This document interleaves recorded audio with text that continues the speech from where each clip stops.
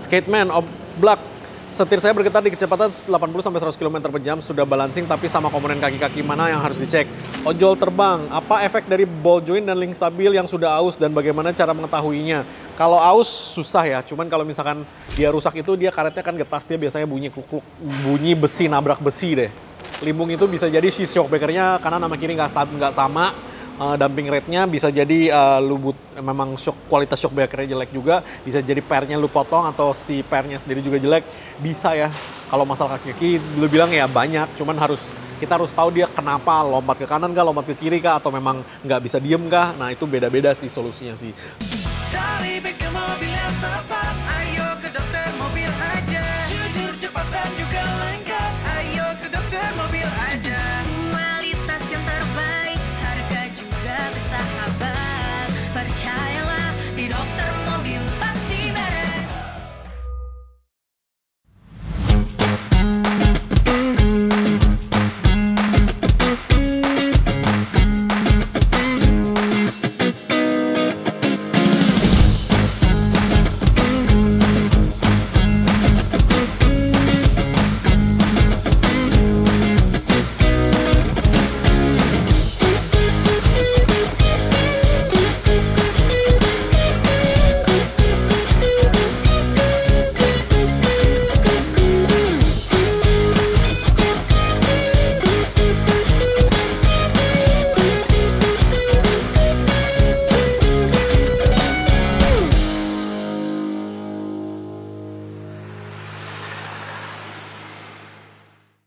YouTube Domo kaki-kaki #oblak.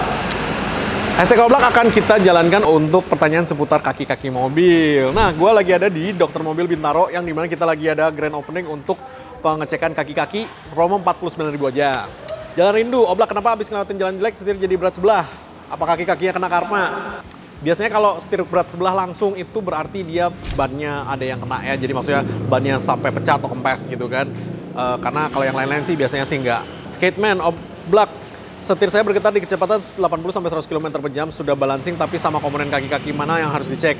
Oke, lu lakukan yang namanya finish balancing. Kalau memang udah balancing, jadi finish balancing itu nggak semua bengkel punya, tetapi finish balancing itu mobil lu dibalancing dengan bannya menempel di mobil. Januar, oblak, perbedaan bunyi kaki-kaki yang disebabkan busing, ball joint atau shockbreaker. Sebenarnya sih bunyinya sih kalau lu mau tahu bedanya sih agak susah. Makanya kan kita pakai mesin pengecekan kaki-kaki ini supaya kita untuk bisa lihat dan dengerin langsung sumbernya itu dari mana. Jauh hari, apa risiko jika kaki-kaki yang rusak tidak segera diperbaiki? Biasanya kalau ketika busing pecah itu kan besi nempel ke besi. Nah, besi nempel ke besi itu biasanya nanti dia bergesek-gesek sampai nanti besinya bisa lecet, tembus dan bisa penyok. Itu nggak bagus ya. Senior bla bla bla. Apa dampaknya jika terus menggunakan mobil dengan suspensi bocor? Oke, yang paling berasa sih lu kalau kena speed trap itu kalau suspensi lu udah ada yang bocor, dia biasanya mobilnya lompatnya bisa ke kanan ke kiri itu. Itu yang nggak boleh juga. Kupluk, kapan sebaiknya komponen seperti busing arm atau link stabilizer diganti? Busing arm atau link stabil diganti, tanda-tandanya apa ya? Udah bunyi sih. Atau bengkok, kalau lu nabrak lubang, bengkok. Kalau misalkan busingnya pecah ya diganti busingnya. Kalau link stabil itu kan nyambungnya jadi satu ya, itu biasanya ya diganti baru bisa nggak bunyi lagi. Kalau rekondisi gimana kok? Kalau rekondisi no ya. Biasanya kalau spare part original pabrik yang direkondisi oke. Jangan spare part lu udah beli di luaran terus lu rekondisi ngapain?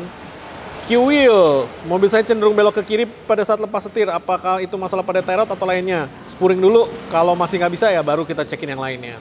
Ojol terbang, apa efek dari ball joint dan link stabil yang sudah aus dan bagaimana cara mengetahuinya?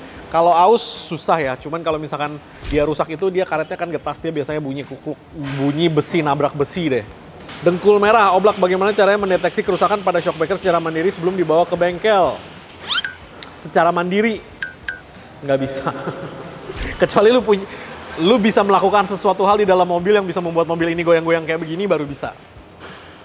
Ibot, kenapa mobil saya terasa tidak stabil saat melaju di kecepatan tinggi?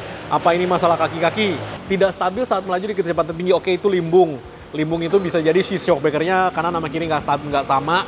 Dumping rate-nya bisa jadi memang kualitas shockbreaker-nya jelek juga. Bisa jadi pairnya lu potong atau si pairnya sendiri juga jelek. Bisa ya. Kalau masalah kaki-kaki lu bilang ya banyak, cuman Kita harus tahu dia kenapa, lompat ke kanan kah, lompat ke kiri kah, atau memang nggak bisa diem kah. Nah itu beda-beda sih solusinya sih. Cuman paling gampang tetap dicekin aja, karena dengan mesin ini kita bisa mensimulasi kondisi di jalan yang goyang-goyang dan bergelombang sehingga benar-benar bisa kedengeran dan kelihatan. Oke? Mungkin sekian dulu penjelasan dari channel Dokter Mobil. Thank you. Jangan lupa subscribe, like, dan komen di YouTube kami. Thanks.